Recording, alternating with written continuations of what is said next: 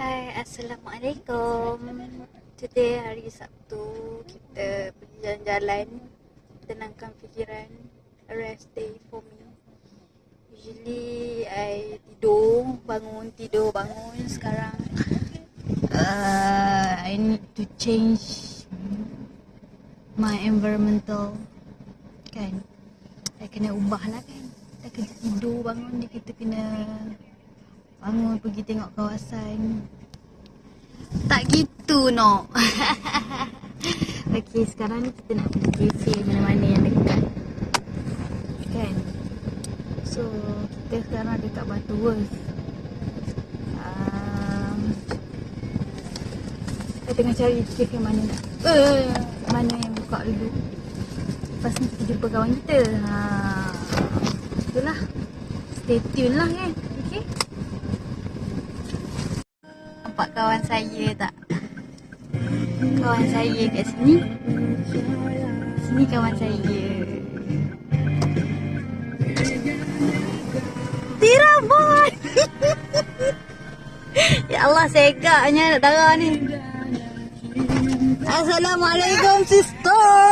Ya Allah Tuhanku, ya Allah Tuhanku, ya Allah Tuhanku. Alhamdulillah. Bertenang, relax tu. Relax tu. Tarik puding agak hamil. Oi, tak apa, relax. Tengok sini tu, segak-segak.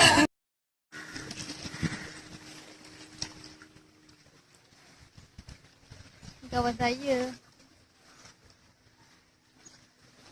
Hai sikit. Kacau lah, ya Allah. Kita ni dekat mana, Tira? Dekat Pantai Robina, Teluk Air Tawak. Pantai Teluk Air Tawak. Alah, pantai dia.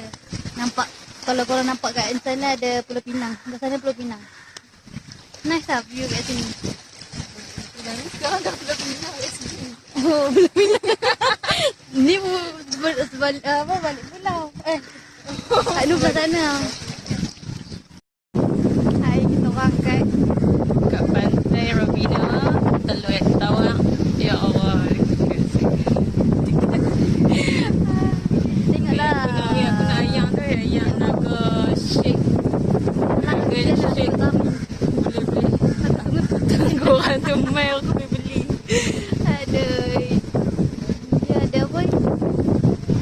Tira, nak pergi mana lepas ni? Di rumah aku.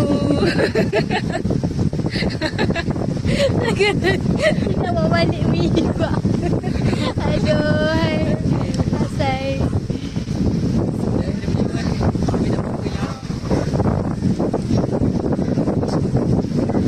Berani dia macam.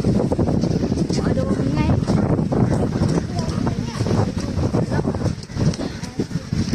Itu je. Kita jumpa kat rumah Tira.